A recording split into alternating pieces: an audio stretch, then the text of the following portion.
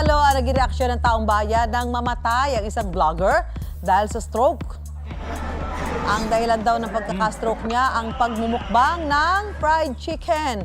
Ang simple sanang food content, sino ba mag-aakala na mauuwi sa trahedya? Sa panahon na marami ang sumusubok na maging mukbang vlogger o nahihilig pa sa mga anlikainan, paano ba maalagaan ang ating kalusugan? Para pag-usapan ang napapanahong issue na yan, makakasama natin ang ating suking gastroenterologist, Dr. Paulo Di Bapelis. Magandang gabi, Doc. Magandang gabi Doc, po, Ma'am good evening po. Susan, Magandang Kuya gabi. Kim. Magandang gabi po. Yan, Dok. May posibilidad ba na ang pagmumukbang ng fried chicken ay maging sanhi ng pagkaka-stroke nitong nasawing vlogger? So, hindi naman necessarily dahil sa fried chicken yung ikinamatay niya, no? Pero kasi ang isang tao kapag matagal at madalas sa kumakain ng higit pa sa kanyang mga kailangan ay maaari talagang mag-develop ng komplikasyon tulad ng mga obesity, diabetes, high blood, sakit sa puso at stroke, lalo na yung mga ganitong content creators. Dahil sa demand ng kanilang mga audience, kailangan masarap yung kinakain nila, mataas sa kolesterol, sugar, at saka sodium. Doc, may tamang oras po ba na talaga ng pagkain o kakain lang kapag nakaramdam ka na ng gutom?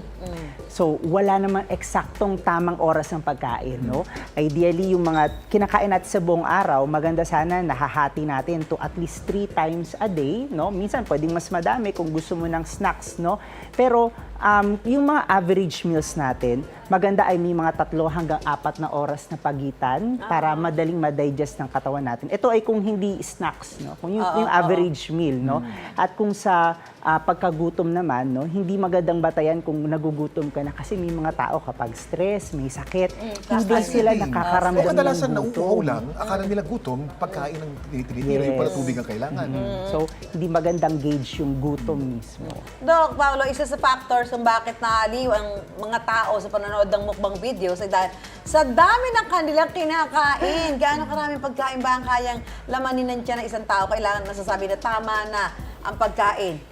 So, ang isang adult, no, isang average adult ay may 1.5 to 2 liters, no, ang kayang maging laman ng tiyan, no. Tiyan, Oo, sa usually nga tulad ng nabanggit ko kanina, yung average caloric requirement natin pwedeng hatiin into 3 times a day, minsan hanggang mas madami pa, no. So, kaya minsan kinakaya talaga kahit marami kung pace naman, no. Tapos doon naman sa kung tama na ang pagkain, tayong mga average, no, kung di man nagbumukbang, kung tayo ay nakakaramdam na ng kabusugan, mabigat na ang tiyan, or parang madidighay ka na, ay senyales na ito na tama na ang pagkain. Kung dumidigay ka na.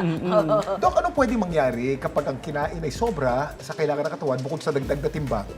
Pwede rin bang ma-empacho? Yung tinatawag na empacho na matatanda. Ano po ba yun? Yun. So, kapag marami tayong kinakain for a short period of time, sabihin, mabilisan ng pagkain, ay maaari tayong magkaroon ng tinatawag naming dyspepsia o empacho in short, no? So, ito yung... So, ang empacho, dyspepsia yan? Yes, Isa lang yan? no. Actually, ang dyspepsia kasi maraming ibang tawag ng mga tao. Empacho, hyperacidity, ina-acid. Ito ay lahat under ng dyspepsia, no. So, ang empacho sa lay people, ito yung feeling na mabigat ang tiyan, busog na busog, kahit wala ka namang kinakain. Yung iba nga, nagugutom at busog at the same time dahil sa empacho. Actually, acid yun, nagpapabusog mo. No? Ito ay more of parang na masyadong nagiging sensitive yung tiyan natin sa acid. So, parang nadidistend yung pakiramdam at hindi bumababa agad ang Doc, pagkain. eto, usong-uso to di ba? Sa mga balak maging mukbang vloggers, ayan, talaga ba pakita ang sarap na kinakain? Ano ang may papayo natin sa kanila para hindi mauwi sa trahedya yung kanilang mga pagko-content online?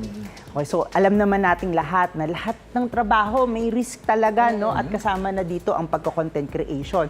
So dapat nating tandaan pati sa pagkain, lahat, everything in moderation. At Okay. higit sa lahat, kung may nararamdaman na, may kakaibang nararamdaman, ay magpakonsulta kagad sa doktor. Oo, kailangan. Maraming salamat sa mga bagong kaalaman na binahagi mo sa amin, Doc.